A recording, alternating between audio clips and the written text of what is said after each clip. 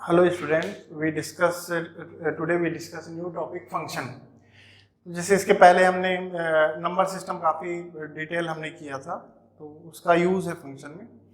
और ये टॉपिक आपको IIT JEE के लिए बहुत इंपॉर्टेंट है। और आप जैसे क्या है कि आपको कोई भी टॉपिक आप लेते हैं, जैसे क्या हो गया आपका कैलकुलस हो गया या फिर ट्रिग्नोमेट्री हो गया, इवन परमुटेशन, कॉम्बिनेशन, प्रोबेबिलिटी, सभी में आपको फंक्शन की जरूरत पड़ती है, क्योंकि आपका फंक्शन अच्छा होना चाहिए। फंक्शन अच्छा नहीं होगा तो आपको आगे फिर आप अच्छे क्वेश्चन नहीं कर पाएंगे जो कॉम्पिटिटिव लेवल पे आते हैं। तो अभी अपन देखेंगे फंक्शन। देखिए फंक्शन क्या होता है। फंक्शन समझने के लिए एक्चुअली में क्या है, रिलेशन की जरूरत पड़ती है, लेकिन बिना रिलेशन के भी आप फंक्शन को बहुत अच्छे से समझ सकते हैं। क्योंकि जब मैं रिलेशन कराऊंगा या रिलेशन टॉपिक पढ़ाऊंगा तो क्या है, आपको उस समय फंक्शन का एक और फॉर्म करा दूंगा मैं आपको। तो यहाँ पे क्या है, फंक्शन अपन देखते हैं, लेकिन यहाँ पे विदाउट रिलेशन का यूज करते हुए। देखिए क्या है, फंक्शन क्या होता है। फंक्शन एक स्पेशल टाइप ऑफ रिलेशन होता है कि किस तरीके से होता है। देखिए यहाँ पे फंक्शन के लिए क्या क्या चाहिए। फंक्शन का देखिए मैं पहले बेसिक बताता हूँ कि फंक्शन आया कहाँ से, फंक्शन का यूज हम कैसे करते हैं करके। तो थोड़ा सा आपको उससे, अभी अपन जो डेफिनेशन देख रहे हैं वो क्या है, फंक्शन एज अ करस्पॉन्डेंस देख रहे हैं। तो करस्पॉन्डेंस का मतलब क्या होता है, इस पर अपन बात करते हैं थोड़ा सा। जैसे क्या है, मैंने y इक्वल टू क्या लिया, साइन 30 डिग्री, और y इक्वल टू लिया cos 30 डिग्री। तो साइन 30 की वैल्यू क्या होगी, हाफ, और cos 30 की वैल्यू क्या होगी, √3/2। तो एक्चुअली में क्या है, देखिए यहाँ पे क्या है 30 डिग्री आपका, तो ये तो क्या हो गया आपका, सेम हो गया आपका। और क्या है, यहाँ पे 30 डिग्री चेंज हो गया, किस में चेंज हो गया, आपको हाफ में चेंज हो गया। और यहाँ पे 30 डिग्री किस में चेंज हो गया, आपका √3/2 में चेंज हो गया। तो इस तरीके से वेरिएशन क्यों हो रहा है, क्योंकि यहाँ पे क्या आ रहा है, आपका हाफ आ रहा है रिजल्ट, और यहाँ पे क्या आ रहा है, √3/2 आ रहा है। तो एक्चुअली में क्या है, जब आप इसको ध्यान से देखें तो इन दोनों में डिफरेंस क्या है आपका, ये साइन और कॉस का डिफरेंस है। यहाँ पे साइन आ रहा है, यहाँ पे कॉस आ रहा है। एक्चुअली में यहाँ पे आपने साइन रूल लगाया, साइन एक्स नहीं, यहाँ पे क्या है, रूल चेंज हो गया तो वैल्यू भी क्या हुई, आपकी चेंज होगी। तो एक्चुअली में आप इसको ऐसा यूज कर सकते हैं कि जैसे ये क्या है आपका 30 डिग्री है, जैसे आपने एक्स की वैल्यू सपोज आपने 30 डिग्री ली, 30 डिग्री ली, तो ये किससे एसोसिएट हुआ, आपका हाफ से एसोसिएट है। आपने यहाँ पे कौन सा रूल यूज किया, साइन रूल यूज किया। तो साइन रूल यूज किया आपने 30 डिग्री पे, तो ये वैल्यू क्या होगी, हाफ से रिलेटेड होगी। यानी 30 डिग्री एसोसिएट है, किससे एसोसिएट है, आपका हाफ से एसोसिएट है। बाई रूल क्या है, आपका साइन है। तो ये जो रूल है इसमें ऑपरेट हो जाता है। तो इसको आप कैसे यूज कर सकते हैं, साइन 30 डिग्री, यानी साइन 30 को सॉल्व करेंगे तो क्या मिलेगा, आपको हाफ मिलेगा। तो यहाँ पे जो ये साइन जो है वो क्या है, आपका एक फंक्शन है, क्योंकि ऐसा क्या, यहाँ फंक्शन चेंज हो गया तो वैल्यू भी क्या होगी, चेंज होगी। तो जरूरी नहीं यहाँ पे आप ट्रिग्नोमेट्रिकल फॉर्म लें, आप और भी दूसरे फॉर्म ले सकते हैं, जैसे आपका एल्जेब्रिक फॉर्म ले सकते हैं, या फिर एक्सपोनेंशियल फॉर्म ले सकते हैं, लॉगरिथम फॉर्म ले सकते हैं। तो यहाँ पे क्या है कि ये जो साइन, यहाँ पे साइन और कॉस दिख रहा है, यही क्या है, आपका फंक्शन है। ये तो खैर आपका ये क्या है, मैंने इस तरीके से आपको क्लियर किया कि ये ऐसा नहीं है कि ये चीज़ बहुत कठिन है। एक्चुअली में ये बहुत आसान है, लेकिन आपको इसको अच्छे से थोड़ा सा पढ़ना पड़ेगा। तो देखिए क्या है आपका, अब अपन इसके डेफिनेशन पे चलते हैं कि डेफिनेशन क्या होता है। देखिए फंक्शन के लिए आपको बेसिक चीज जो रिक्वायरमेंट होती है वो क्या क्या चीज की रिक्वायरमेंट होती है। देखिए जैसे मैंने यहाँ पे लिखा साइन 30 डिग्री, साइन 30 डिग्री की वैल्यू क्या लिखा, मैंने हाफ लिखा। तो आपके पास क्या है, 30 डिग्री यानी कोई ना कोई वैल्यू होनी चाहिए। 30 डिग्री एक वैल्यू है, इस वैल्यू पे आपने क्या यूज किया है, एक रूल यूज किया है। तो ये होना चाहिए आपका नॉन एम्प्टी। आपके पास वैल्यू ही नहीं होगी तो आप क्या है कि आप रूल किस पे अप्लाई करेंगे, वो एक इशू आएगा। इसलिए क्या है, ये जो वैल्यू होनी चाहिए वो आपके पास ये वैल्यू क्या होनी चाहिए, आपके नॉन एम्प्टी, कोई ना कोई आपके पास वैल्यू होनी चाहिए जिसपे अपन रूल लगा सकें। तो यहाँ पे अब जो वैल्यू आपको मिलना भी चाहिए, यदि वैल्यू ही नहीं मिलेगा तो फिर आप क्या है कि आपका फिर यहाँ पे आप रूल आप लगाएंगे तो उसका क्या है कि आपका कोई मतलब नहीं होगा। तो यहाँ पे क्या है कि आपको आउटपुट भी मिलना चाहिए, और यहाँ पे 30 क्या है आपका इनपुट, और ये क्या है आपका आउटपुट है। तो यहाँ पे क्या है कि आपको फंक्शन के लिए क्या, यहाँ पे देखिए ये साइन क्या हो गया, आपका फंक्शन हो गया, यानी एक रिलेशन हो गया। और यहाँ पे क्या है, आप जिसपे ऑपरेट कर रहे हैं, ये 30 डिग्री हो गया, 45 पे लगा सकते हैं, 60 पे लगा सकते हैं। तो इसका जो कलेक्शन होगा, जितनी वैल्यू आप यहाँ पे डाल सकते हैं वो क्या होगा, आपका डोमेन होगा। आपका डोमेन और कोडोमेन के बारे में डिस्कस करेंगे। और जो वैल्यू अपने को आउटपुट मिल रहा है, जो वैल्यू आउटपुट मिल रहा है वो क्या होगा आपका, उसका जो कलेक्शन बनाएंगे आप, वो क्या होगा आपका रेंज होगा। तो अब बेसिक डेफिनेशन पे चलते हैं फंक्शन का। देखिए फंक्शन के लिए आपको क्या है, 3 चीज की रिक्वायरमेंट होती है आपको। जैसे क्या किया आपने, ए बी क्या ले लिया आपने, नॉन एम्प्टी सेट ले लिया, और आप क्या कर रहे हैं, एक रूल यूज करेंगे। तो यहाँ पे ए का आपने यहाँ पे कोई एलिमेंट लिया, भाई ए बी क्या है आपका, नॉन एम्प्टी है, इसका मतलब ए में कोई ना कोई तो मेंबर होगा आपका। तो यहाँ पे क्या है, आपने यहाँ पे ए में आपने एक्स मेंबर लिया, एक्स मेंबर सपोज बी के वाई मेंबर से एसोसिएट है, एसोसिएट है, तो ये जो x है इस पे ऑपरेट हो जाएगा, तो ये क्या होगा आपका fx होगा। तो इसको अपन y इक्वल टू fx भी अपन फॉर्म में यूज कर सकते हैं। अब देखते हैं इसका बेसिक डेफिनेशन क्या है। देखिए यहाँ पे फंक्शन के लिए फाइनली 3 चीज की जरूरत होती है, 2 नॉन एम्प्टी सेट और एक रूल। तो इसका डेफिनेशन क्या होता है देखते हैं अपन। Let A and B 2 non empty set. तो फंक्शन होने के लिए आपके पास क्या है कि 2 नॉन एम्प्टी सेट होने चाहिए। ये 2 नॉन एम्प्टी सेट नहीं है तो वो फंक्शन नहीं हो पाएगा। जैसे मैंने यहाँ पे कुछ वेन डायग्राम्स बना के रखे हैं, इस पे अपन डिस्कस करते हैं। देखिए यहाँ पे एक ए बी क्या है आपका, नॉन एम्प्टी, क्योंकि ए हैविंग 3 मेंबर और बी हैविंग क्या है आपका 3 मेंबर्स। ये भी नॉन एम्प्टी है, ये भी नॉन एम्प्टी है, ये भी नॉन एम्प्टी है, ये भी नॉन एम्प्टी, ये हो गया एम्प्टी। तो यहाँ पे आप कोई भी रूल लगाएंगे तो ये फंक्शन नहीं हो पाएगा। क्यों नहीं हो पाएगा, क्योंकि यहाँ पे ए क्या है, एम्प्टी है, और यहाँ पे बी क्या आ रहा है, एम्प्टी आ रहा है। तो फंक्शन के लिए ये बहुत इंपॉर्टेंट होता है, ए बी क्या होना चाहिए आपका, 2 नॉन एम्प्टी सेट होना चाहिए। तो मैं इस चीज को हटा दे रहा हूँ, क्योंकि ये इस तरीके से केसेस आएंगे तो फंक्शन नहीं हो पाएगा, क्योंकि ए और बी को आपको नॉन एम्प्टी आपको रखना पड़ेगा। तो अब अपने पास क्या है, तो ये क्या है, बाकी सारे क्या है जो आपके पास जो यहाँ पे वेन डायग्राम में दिख रहा है आपको, तो सारे सभी में क्या है आपका ए और बी क्या है आपका नॉन एम्प्टी सेट है। तो ये क्लियर हुआ अपने को, ए बी क्या होना चाहिए, नॉन एम्प्टी होना चाहिए। ए और बी नॉन एम्प्टी नहीं होगा तो फंक्शन आपका, नॉन एम्प्टी होगा तो क्या होगा, फंक्शन आप यूज कर सकते हैं, लेकिन नॉन एम्प्टी नहीं होगा तो अपन फंक्शन यूज नहीं कर सकते। और एफ क्या है आपका, रूल है, जैसे आपने वहां पे यूज किया था साइन रूल या कॉस रूल यूज किया था। तो यहाँ पे क्या है आपका, और साथ में क्या है, देखिए यहाँ पे देखिए आप ए क्या है, बी से रिलेटेड, ए के मेंबर बी से रिलेटेड है। तो ये जो एसोसिएशन है, ये जो एसोसिएटेड जो फॉर्म है, वो एसोसिएटेड फॉर्म में कुछ कंडीशन है। तो एक तो ये होना चाहिए A B non empty set होना चाहिए, लेकिन ए की वैल्यू बी से कैसे एसोसिएटेड हो उसके लिए भी कंडीशन है कि for all element of set A associated to element in B, यानी ए के सारे मेंबर बी से क्या होने चाहिए, एसोसिएट होने चाहिए। ये रूल आपको इस तरीके से यूज करना है कि ए के सारे मेंबर बी से रिलेटेड होने चाहिए, जहां पे ए और बी क्या है आपका नॉन एम्प्टी सेट है। तो अपन देखते हैं यहाँ पे ए के सारे मेंबर एसोसिएट है बी से, x1 एसोसिएट है, x2 एसोसिएट है, x3 भी एसोसिएट है, यहाँ भी सारे मेंबर एसोसिएट है, यहाँ भी सारे मेंबर एसोसिएट हैं, यहाँ भी ए के सारे मेंबर एसोसिएट है, यहाँ पे ए के सारे मेंबर एसोसिएट नहीं है। x1 एसोसिएट है, x2 एसोसिएट है, लेकिन x3 एसोसिएट नहीं। तो ये जो रूल जो आप ये जो रिलेशन बना रहे हैं, ये जो रूल बना रहे हैं, वो फंक्शन नहीं होगा। क्यों फंक्शन नहीं होगा, क्योंकि यहाँ पे ए के सारे मेंबर इंगेज नहीं है। यहाँ पे ए के सारे मेंबर इंगेज होने चाहिए, यानी एसोसिएट होने चाहिए यहाँ पे। तो यहाँ पे x3 एसोसिएट नहीं है, तो ये फंक्शन नहीं होगा। क्यों, क्योंकि इस कंडीशन को सेटिस्फाइड नहीं। यहाँ पे हमने 2 वेन डायग्राम दिया था, उसमें क्या है, ये कंडीशन सेटिस्फाइड नहीं कर रहा था, इसलिए वो फंक्शन नहीं था।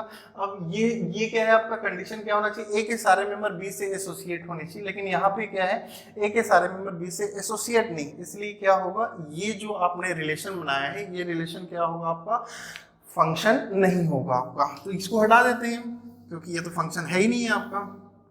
देखिए, तो ये 2 चीज अपने को समझ में आई, A B non empty set होना चाहिए, और क्या, for every member of A associate element in B होना चाहिए आपका। तो ये जो सेट है, ये जो आपका वेन डायग्राम दिख रहा है, इसमें ए के सारे मेंबर एसोसिएट है, लेकिन अभी भी फंक्शन का डेफिनेशन कंप्लीट नहीं हुआ है। उसके बाद फिर अपने को इसको रिवर्स भी देखना पड़ता है। रिवर्स क्या देखना पड़ेगा आपको, कि बी, यहाँ an element of A associate to a unique element in B, यानी क्या है, ए के मेंबर्स क्या है, बी के मेंबर से यूनिक एसोसिएट होना चाहिए। अब देखिए थोड़ा सा, 1 मिनट में थोड़ा सा इस पे और डिस्कस कर लेता हूँ। जैसे x क्या है, y से रिलेटेड है, उसके बाद इस पे वापस आएंगे हम। x क्या है, y से रिलेटेड है, तो यहाँ पे y को क्या बोलेंगे अपन, image of x। y is image of x। y को क्या बोलेंगे अपन, image of x। Image of x यानी fx को क्या बोलेंगे अपन, इमेज ऑफ क्या होगा आपका, एक्स बोलेंगे और वाई, एक्स को क्या बोलेंगे, pre image of Y, X Y से रिलेटेड है तो एक्स को क्या बोलेंगे, pre image of Y, pre image of Y. देखिए यहाँ पे क्या है, एक्स को, इसमें हर एक चीज की मीनिंग होती है, फिर ए और बी पे भी लेके जाऊंगा आपको। एक्स क्या होगा, pre image of Y, F क्या हो गया आपका, रूल हो गया आपका, और y क्या है आपका, इमेज ऑफ x हो गया। तो हाँ, हम इस पे बात कर रहे थे। अपन ये भी बोल सकते हैं कि भाई देखो, a के सारे मेंबर इस फॉर्म में बोले तो इमेज के फॉर्म में a के सारे मेंबर क्या होने चाहिए, b से एसोसिएट होने चाहिए, यानी a के सारे मेंबर b में इमेज फॉर्म करना चाहिए। देखिए यहाँ पे क्या है, x1 इमेज फॉर्म कर रहा है आपका y1, इसको आप क्या कर सकते हैं, fx1 भी यूज कर सकते हैं, और ये क्या है, x2 इमेज फॉर्म कर रहा है y1, ये fx2 भी यूज कर सकते हैं आप यहाँ पे। तो यहाँ पे एक और कंडीशन होता है, an element of set A associate to element of using element in B, यानी क्या है यहाँ पे ए, क्या यहाँ पे जो भी मेंबर है उस मेंबर का जो इमेज होगा वो इमेज क्या होना चाहिए आपका, यूनिक होना चाहिए। यदि ए के मेंबर के इमेज यूनिक नहीं है तो वो फंक्शन नहीं हो पाएगा। देखिए यहाँ पे देखते हैं अपन, यानी ए का जो एक मेंबर है बी के एक ही मेंबर से रिलेटेड होना चाहिए। यूनिक का मतलब क्या होता है आपका, वन। देखिए x1 किससे रिलेटेड है, y1 से रिलेटेड है, एक ही मेंबर से रिलेटेड है। यहाँ पे ऐसा हो सकता है कि ये जो मेंबर है वो क्या है, बहुत सारे मेंबर के इमेजेस हैं, ऐसा हो सकता है, लेकिन इसके इमेज क्या होने चाहिए आपके, यूनिक होने चाहिए। x1 क्या है, सिर्फ y1 से रिलेटेड है आपका, x2 भी क्या है, y1 से रिलेटेड है आपका, x3 भी क्या है, y2 से रिलेटेड है, यानी x1 x2 x3 सभी के इमेजेस क्या हो रहे हैं आपके, यूनिक हो रहे हैं। x1 एक ही इमेज बन रहा है आपका, x2 का एक ही इमेज बन रहा है, x3 का भी एक ही इमेज हो रहा है, x1 का एक ही इमेज हो रहा है y1, x2 का भी सिंगल इमेज हो रहा है आपका, और x3 का भी सिंगल इमेज हो रहा है आपका। So this is said to be क्या होगा आपका, फंक्शन। ये फंक्शन है, फंक्शन है, फंक्शन है। अब देखिए यहाँ पे x1 having to images, x1 के टू इमेजेस बन रहे हैं, एक तो y1 और y2 आ रहा है, इसका मतलब ये जो रिलेशन है फंक्शन नहीं होगा। क्यों, क्योंकि ये इस कंडीशन को होल्ड नहीं करता है आपका। तो फाइनली क्या है, देखिए सबसे इंपॉर्टेंट चीज होता है इसमें कि आपका एसोसिएशन किस तरीके से हो रहा है। तो इसमें आपको जो जरूरत पड़ेगी, सबसे पहले क्या चाहिए आपको, टू नॉन एम्प्टी सेट चाहिए, और क्या है, ए से बी में आपको रिलेशन चाहिए, यानी करस्पॉन्डेंसी चाहिए। कैसी करस्पॉन्डेंसी चाहिए कि ए के सारे मेंबर क्या होने चाहिए, बी से रिलेटेड होने चाहिए, और क्या है, ए का हर एक मेंबर यानी each member of A having क्या होगा आपका, यूनिक, हैविंग क्या होगा, यूनिक इमेज इन बी। तो ए का हर एक मेंबर क्या होगा, बी में यूनिक इमेज फॉर्म करना चाहिए। देखिए अब क्या है, फंक्शन ये अपने को क्लियर हुआ कि भाई फंक्शन के लिए क्या चाहिए आपको, let A and B are two non empty set, F is a rule such that for every member of capital A is uniquely related member of capital B. तो ये अपने को बार बार बोलना पड़ेगा। उसके लिए क्या है कि शॉर्ट नोटेशन बनाया गया कि आप बार बार ये फंक्शन का डेफिनेशन आप यूज ना करें। तो जैसे आपने इसके लिए क्या है, दो तरीके से फॉर्म यूज करते हैं। एक तो क्या यूज करते हैं अपन, सेट फॉर्म। सेट फॉर्म यानी फंक्शन किससे एसोसिएट है, set A to B related है, यानी फंक्शन जो है वो ए से बी में एसोसिएट है।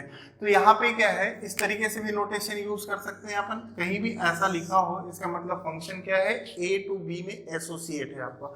और क्या है आपका, जैसे एक होता है एलिमेंट फॉर्म, तो आप अपने बुक्स वगैरह में देख सकते हैं, या तो फिर जब क्वेश्चन वगैरह आता है तो इस तरीके से आएगा, let y equal to F X be a function. तो ये क्या है, एलिमेंट फॉर्म है। तो यहाँ पे क्या है, ये जो फॉर्म है वो इस तरीके से है कि a to B be a function, ये हो गया आपका। और ये जो फॉर्म है वो एलिमेंट फॉर्म है आपका। यहाँ पे क्या है आपका x हो गया और ये y हो गया, y इक्वल टू क्या हो गया एफ एक्स। तो आप इसको कैसे भी अपन शॉर्ट फॉर्म में अपन यूज कर सकते हैं।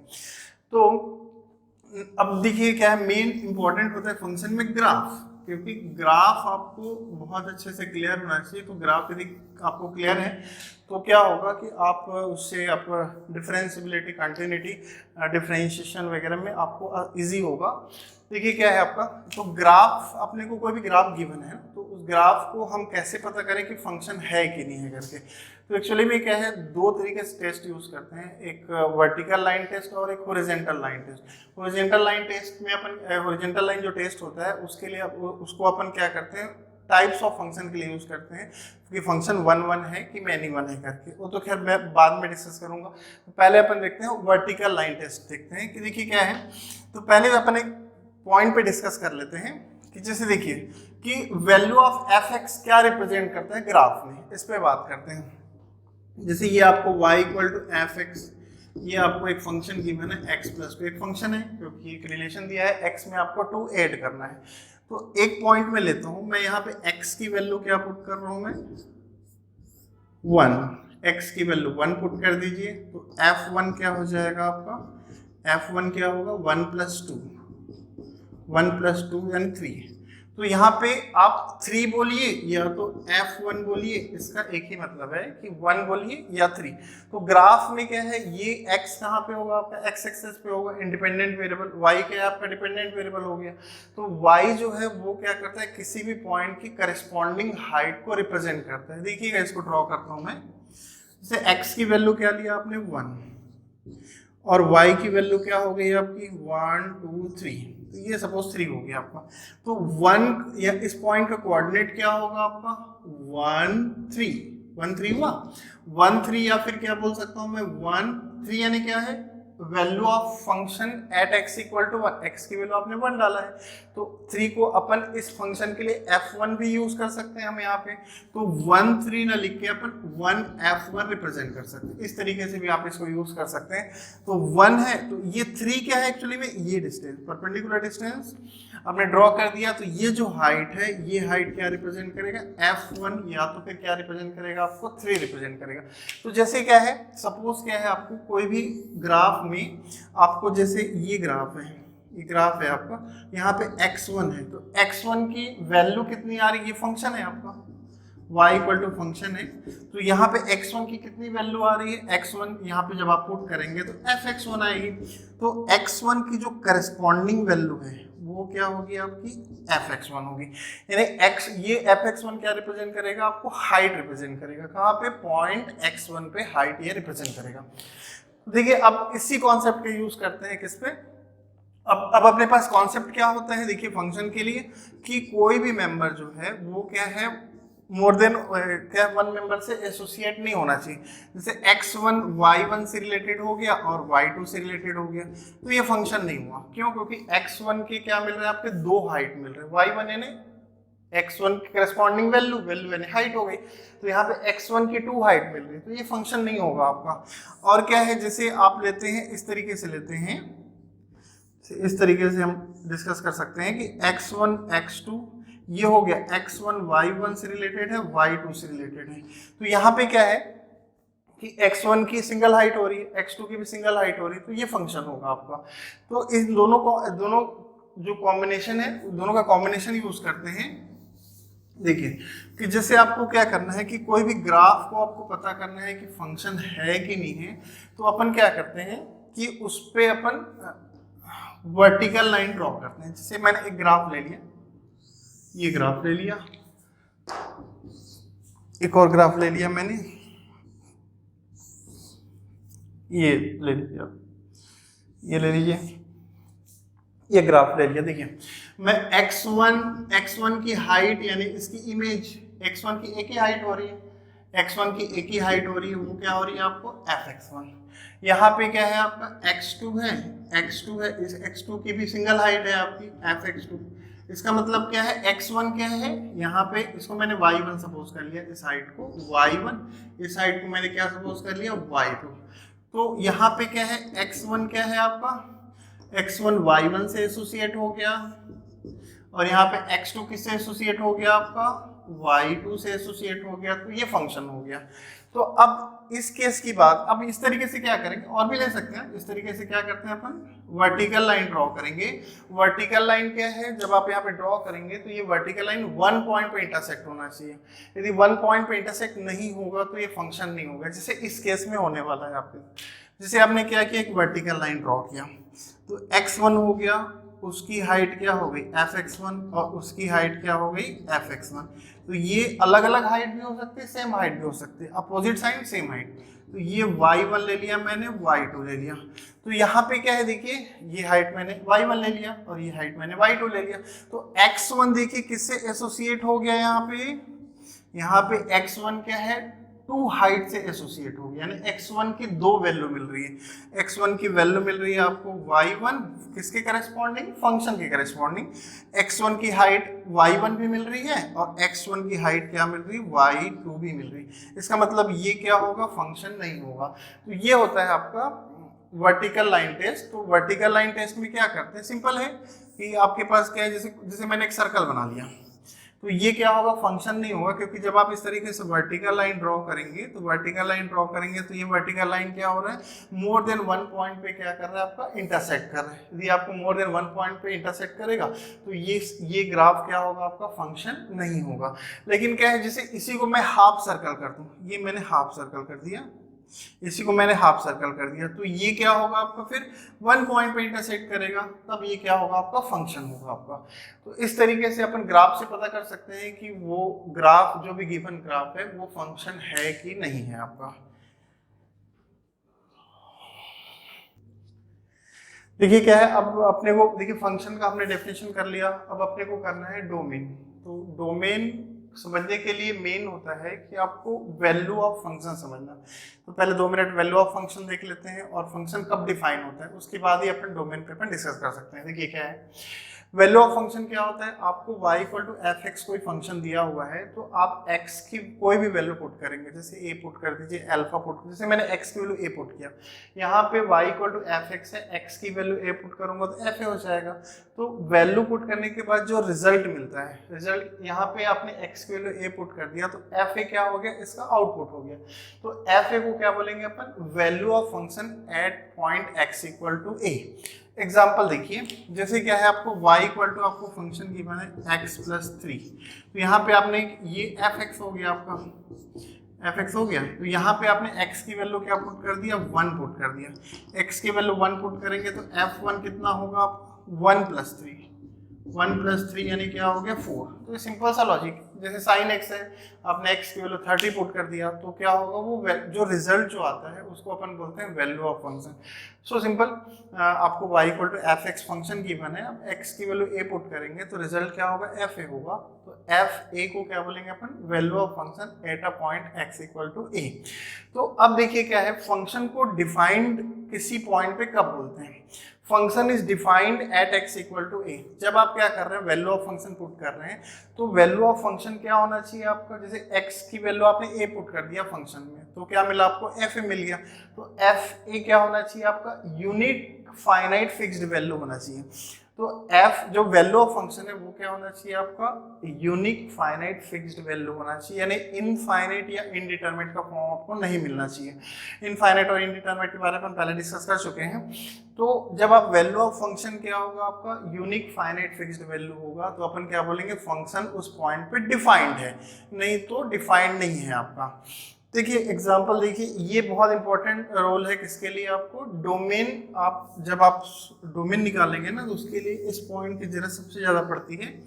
देखिए क्या है कि जैसे क्या है आपका, जैसे मैंने एक फंक्शन ले लिया y equal to 1/x plus 3, ये हो गया आपका फंक्शन, ये हो गया एफ एक्स फंक्शन हो गया आपका। तो यहाँ पे क्या है आपका कि मैं यहाँ पे x की वैल्यू 1 पुट किया, x की वैल्यू 1 पुट किया, तो वैल्यू ऑफ फंक्शन क्या हो गया, 1 पॉइंट पे x की वैल्यू 1 पुट किया, तो f1 क्या हो गया आपका, f1 हो गया आपका 1/1 प्लस 3, तो 1/4, ये क्या हो गया 1/4, क्या हो गया आपका value of function, 1/4 value of function हो गया at a point x equal to 1। चलिए, तो ये फिक्स वैल्यू है आपकी, फिक्स्ड वैल्यू है ना, तो अपन क्या बोलेंगे कि फंक्शन क्या है, x इक्वल 1 पे डिफाइंड है, function is defined at x equal to 1, why, because value of function at x equal to 1, that is f1 is unique finite fixed value. तो ये फंक्शन क्या है, 1 पॉइंट पे डिफाइंड है। जिसे मैं यहाँ पे क्या है आपको f(x) क्या है आपका 1/x प्लस 3 है, तो यहाँ पे x की वैल्यू मैं चलिए पुट करता हूँ -3। जब आप -3 पुट कर दूंगा तो f-3 क्या वैल्यू ऑफ फंक्शन कितना आएगा आपका 1/-3 प्लस 3 यानी 1/0, यानी ये क्या होगा आपका नॉट डिफाइंड हो गया। इसका मतलब क्या, वैल्यू ऑफ फंक्शन तो निकल रहा है इनफाइनाइट, ये है value of function, value of function at x equal to -3 क्या हो गया आपका, इनफाइनाइट। लेकिन क्या है, ये वैल्यू ऑफ फंक्शन क्या है आपका, डिफाइंड नहीं है। तो फंक्शन को ये अपन ये क्या बोल सकते हैं, ये जो गिवन फंक्शन है आपका F x equal to 1/x+3, ये x इक्वल टू -3 पे डिफाइंड नहीं है। क्यों? क्योंकि -3 पुट करने से वैल्यू क्या आ रही है आपको, यूनिक फाइनाइट फिक्स्ड वैल्यू नहीं मिल रही है आपको, यानी फाइनली क्या आ रहा है आपका, ये आपको मिल रहा है, आपको नॉट डिफाइंड मिल रहा है। ये इनडिटरमिनेट भी हो सकता है, जैसे मैंने एफ एक्स क्या ले लिया, मैंने एफ एक्स क्या ले लिया, मैंने x-1 अपॉन ले लिया मैंने x² -1। तो यहाँ पे जब आप f1 डालेंगे तो क्या हो जाएगा, 1 - 1 1² -1। तो फाइनली ये इनडिटरमिनेट फॉर्म मिल गया।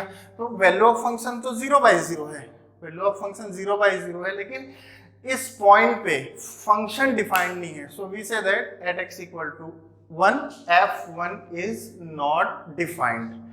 तो ये अपने को देखना पड़ता है कि वैल्यू ऑफ फंक्शन किसके लिए डिफाइन होगा, किसके लिए डिफाइन नहीं होगा।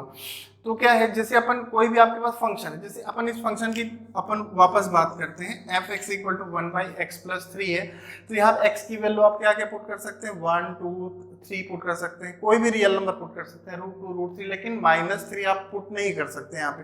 तो यहाँ पे x की कितनी वैल्यू पुट कर सकते हैं, इसको अपन बोलते हैं डोमेन ऑफ फंक्शन। तो खैर अपन यही डिस्कस करने वाले हैं कि आप कोई भी फंक्शन गिवन है तो उसका डोमेन और कोडोमेन और रेंज क्या होगा। देखिए क्या है, ये हमने क्या है, फंक्शन का डेफिनेशन देखा, फिर उसके बाद फिर हमने देखा कि फंक्शन डिफाइन कब होता है करके। आपको वैल्यू ऑफ फंक्शन निकाला आपने, तो वैल्यू ऑफ फंक्शन यदि आपको यूनिक फाइनाइट फिक्स्ड वैल्यू होगी तो फंक्शन क्या होगा, डिफाइन होगा, नहीं तो फंक्शन डिफाइन नहीं होगा। तो फंक्शन क्या है आपका, a to b है आपका, जैसे फंक्शन a to b है आपका, तो आप इसको दो तरीके से डिनोट करते हैं, सॉरी a b है आपका, तो इसको दो तरीके से अपन डिनोट करते हैं। एक तो हमने क्या किया, इसका मतलब क्या है, ये नोटेशन क्या होता है, सेट नोटेशन होता है कि f a to b, यानी हम क्या करते हैं कि शॉर्ट में जैसे हमने डिस्कस किया था f such that a to b, इसका मतलब फंक्शन f हो गया, a to b हो गया आपका। और एक होता है आपका एलिमेंट नोटेशन। एलिमेंट नोटेशन क्या होता है, देखिए ये ए बी है, यहाँ पे x किससे एसोसिएटेड है, y से एसोसिएटेड है, बाई रूल f।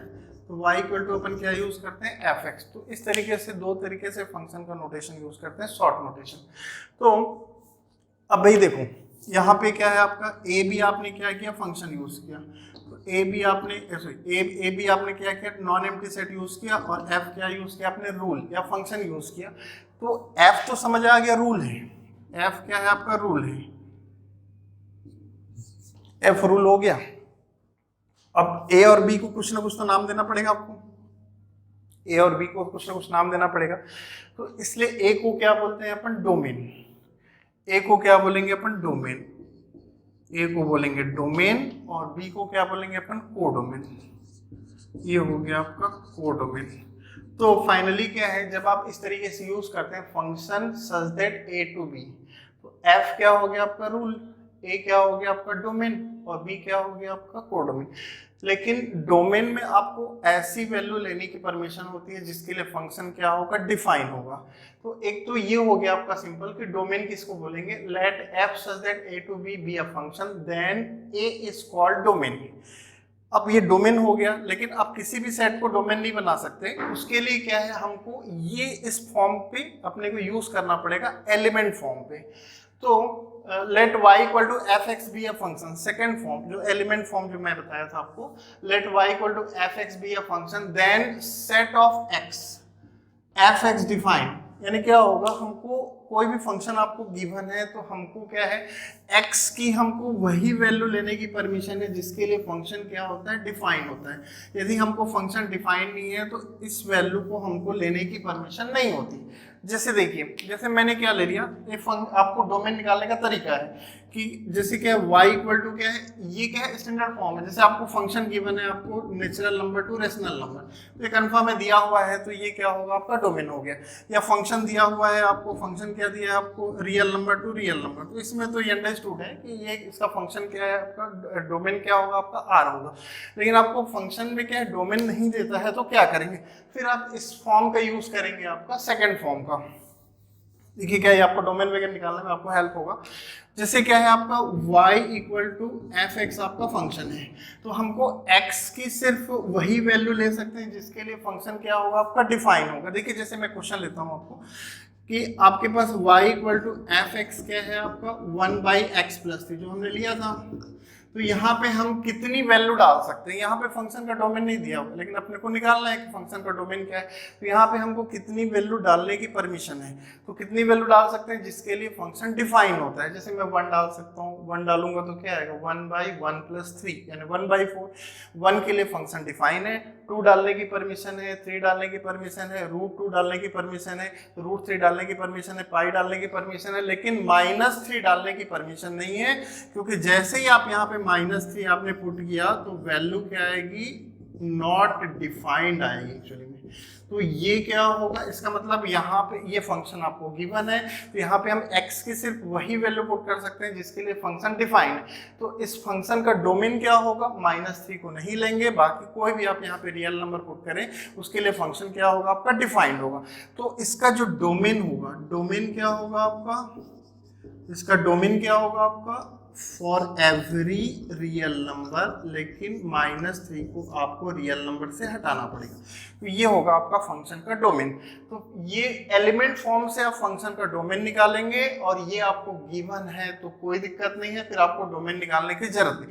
जैसे आपको क्वेश्चन में जैसे दिया रहता है F such that n to r, इसका मतलब क्या होगा, n क्या होगा आपका डोमेन होगा, तो उसमें आपको निकालने की जरूरत नहीं है। लेकिन आपको जब फंक्शन का जब आपको डोमेन निकालना है तो इस सेकंड फॉर्म को फॉलो करना पड़ेगा कि x की आपको ऐसी वैल्यू का कलेक्शन बनाना पड़ेगा जिसके लिए फंक्शन क्या होगा, डिफाइन होगा। यदि कोई फंक्शन किसी भी पॉइंट पे डिफाइन नहीं है तो उस पॉइंट को हम क्या करेंगे, उससे एक्सक्लूड कर देंगे। अब देखिए क्या है, ये अपने को क्लियर हो गया कि फंक्शन क्या हो गया, डोमेन क्या हो गया। ऐसा दिया है तो हम डायरेक्ट यूज कर सकते हैं, अपने को पता है डोमेन क्या है करके। और आपको क्या है, जिसे नहीं दिया है तो डोमेन अपन इस फॉर्म से अपन निकाल सकते हैं। आगे प्रैक्टिस करेंगे तो और क्लियर होगा अपने को डोमेन कैसे निकालना है करके। ये ऐसा क्या है आपका कि इंट्रोडक्शन है कि हम समझे पहले कि कैसे डोमेन निकालेंगे, फिर उसको इम्प्लीमेंट करेंगे, वो अपने को आसान होगा थोड़ा सा। अब अपन बात कर, जैसे मैंने यहाँ पे क्या किया है, अपने को फंक्शन के लिए क्या चाहिए था, आपको 2 नॉन एम्प्टी सेट चाहिए था, ए बी और क्या है एफ रूल चाहिए था। तो जो भी बी गिवन है, ये जो बी है इसको अपन क्या बोलते हैं, कोडोमेन, ये बोलेंगे अपन कोडोमेन बोलेंगे। तो यहाँ पे इसमें तो कोई इशू नहीं होता, आपको फंक्शन गिवन है आपको a to b, तो b को क्या बोलेंगे अपन, कोडोमेन बोलेंगे। जैसे देखिए एक एग्जांपल लेता हूँ मैं, जैसे आपको फंक्शन सपोज ये गिवन है, आपको फंक्शन गिवन है आपको natural number two real number, तो r क्या हो गया आपका कोडोमेन और n क्या है आपका डोमेन, इस फॉर्म में है आपका। अब क्या है देखिए, अब ये क्या होता है, रेंज की बात करते हैं। देखिए क्या है कि फंक्शन में क्या होता है कि आपके पास a to b suppose function है, तो a के सारे मेंबर तो एसोसिएट होते हैं b से, लेकिन b के सारे मेंबर a से रिलेट करें ऐसा कोई जरूरी नहीं होता। अपना डेफिनेशन क्या होता है, a b 2 non empty set, f is said to be function if क्या है, every element of capital A is uniquely related member of B। इसमें अपन every member of B word use नहीं करते हैं, वो अपन बाद में यूज करेंगे जब मैं ऑन टू फंक्शन या इनटू फंक्शन बताऊंगा मैं, तो वो खैर वो केस अलग होता है, वो काइंड्स ऑफ फंक्शन में चले जाता है। तो यहाँ पे हम B को यूज नहीं करते हैं, हम फंक्शन के लिए A के सारे मेंबर इंगेज होंगे B में। तो यहाँ पे क्या है, लेकिन B का ऐसा भी मेंबर हो सकता है जो A का इमेज ना हो, ये भी हो सकता है। जैसे देखिए अपन एक दो वेन डायग्राम से अपन क्लियर करते हैं इसको कि ये क्या हो गया आपका A B x1 x2 x3 y1 y2 y3, ये हो गया आपका फंक्शन। सेकंड में लेता हूं, सेकंड ले लीजिए इस तरीके से। इससे देखिए एक बहुत इंपॉर्टेंट रिजल्ट मिलने वाला है आपको।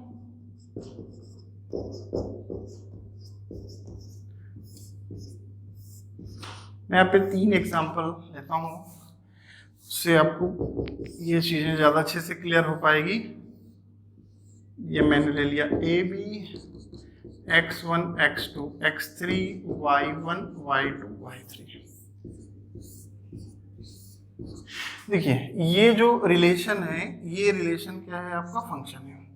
यहाँ पे तीनों रिलेशन आपके सामने, तो ये है आपका फंक्शन। क्यों? क्योंकि ए के सारे मेंबर रिलेटेड है, ठीक है। देखिए यहाँ पे अपन केस 1 की बात करते हैं। ए को क्या बोलेंगे अपन, डोमेन। ये तो डोमेन हो गया, तो इसका मैं डोमेन निकालता हूँ। देखिए डोमेन क्या होगा आपका, देखिए x1 पे डिफाइंड है, इसके हिसाब से चले तो x1 की इमेज क्या हो रही है, y1, x1 की हाइट मिल रही ना आपको। इसका मतलब क्या होगा, इसका डोमेन क्या होगा आपका, सेट ऑफ ए। ये क्या होगा, डोमेन क्या हो गया आपका, x1 x2 x3, ये हो गया आपका डोमेन। कोडोमेन क्या हो गया आपका, देखिए कोडोमेन तो बी हो गया, यहाँ पे कोडोमेन हो गया आपका बी, यहाँ पे कोडोमेन हो गया बी। देखिए अब क्या है, x1 का इमेज, ये क्या है, y1 y2 y3, ये क्या है आपका, ये आपका इमेज सेट है। किसके इमेज सेट है आपको, सेट ए के।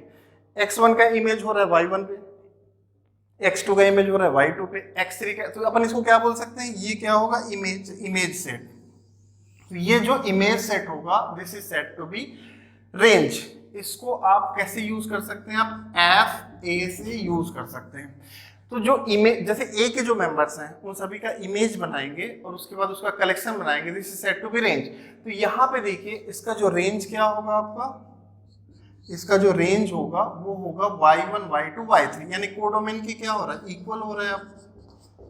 इसका रेंज जो हो रहा है वो कोडोमेन की क्या हो रहा है, इक्वल, क्योंकि कोडोमेन भी क्या है आपका बी है, और y इसमें सिर्फ 3 मेंबर है ना, y1 y2 y3, तो y1 भी इंगेज है, y2 भी इंगेज है और y3 भी क्या है आपका, इंगेज है। तो इसको अपन क्या बोलेंगे, रेंज बोलेंगे। लेकिन यहाँ पे देखिए इसका डोमेन क्या हो गया आपका, x1 x2 x3, और क्या है आपका, इसका जो कोडोमेन क्या हो गया, बी यानी अब ये इमेज सेट है भाई, x1 किससे एसोसिएट है, y1 से एसोसिएट है, x2 किससे एसोसिएट है, y2 से एसोसिएट है, x3 किससे एसोसिएट है, y2 से एसोसिएट है। तो अब क्या है, y3 किसी से एसोसिएट नहीं है, इसका मतलब क्या है, इसका जो इमेज जो बन रहा है, इसका जो इमेज बन रहा है सिर्फ y1 y2 बन रहा है, तो ये क्या होगा आपका, रेंज होगा। ये क्या होगा आपका, रेंज, यानी क्या होगा आपका, देखिए डोमेन क्या हो गया आपका, ए हो गया, और रेंज क्या होगा, जो इमेज का, इसकी जो इमेज है उसका सेट, ये क्या हो गया आपका, रेंज हो गया, और ये पूरा क्या हो गया आपका, कोडोमेन। तो यहाँ पे क्या होगा, रेंज जो होगा वो क्या होगा आपका, x1 y1 y2 y3, range हो गया y1 y2, और इसका कोडोमेन क्या हो गया आपका, कोडोमेन क्या हो गया आपका, बी हो गया, बी यानी y1 y2 y3, और इसका रेंज क्या हो गया आपका, y1 और y2, ये इसका आपका रेंज हो गया आपका। यहाँ पे देखिए, यहाँ पे डोमेन क्या है, देखिए यहाँ पे ए, डोमेन ए है यहाँ पे। अब यहाँ पे क्या होगा आपका, बी क्या हो गया, कोडोमेन हमेशा ये बी होगा, जो सेकंड सेट होगा ना वो ऑलवेज क्या होगा आपका, कोडोमेन में प्रॉब्लम नहीं होती है। कोडोमेन क्या हो गया आपका, बी हो गया। अब देखिए ये x1 का इमेज y1 पे बन रहा है, x2 का इमेज भी y1 पे बन रहा है, x3 का भी इमेज y1 पे बन रहा है। तो ये जितने भी इमेज है सभी का सेट बना ले तो क्या होगा, ये क्या होगा, रेंज। तो इसका रेंज क्या होगा, सिर्फ y1 होगा ना, तो इसका जो रेंज हो गया आपका, रेंज हो गया y1, रेंज हो गया सेट y1 हो गया आपका। तो ये क्या होगा, देखिए ये क्लियर हुआ अपने को कि कोई भी आपको f a टू बी आपको फंक्शन गिवन है, फंक्शन का डेफिनेशन क्लियर है आपको। तो यहाँ पे a क्या होगा, डोमेन गिवन है, तो खैर निकाल सकते हैं, तो बाद में अपने को समझ आएगा कैसे, और प्रैक्टिस करेंगे तो कैसे अपन इस पे काम कर सकते हैं करके डोमेन पे। और b क्या होगा, ऑलवेज क्या होगा, कोडोमेन होगा, और जो क्या है a के जो मेंबर्स हैं उसका जो इमेज जो होगा, इमेज है उसका सेट बनाएंगे, तो वो सेट क्या हो जाएगा आपका हो जाएगा रेंज हो जाएगा।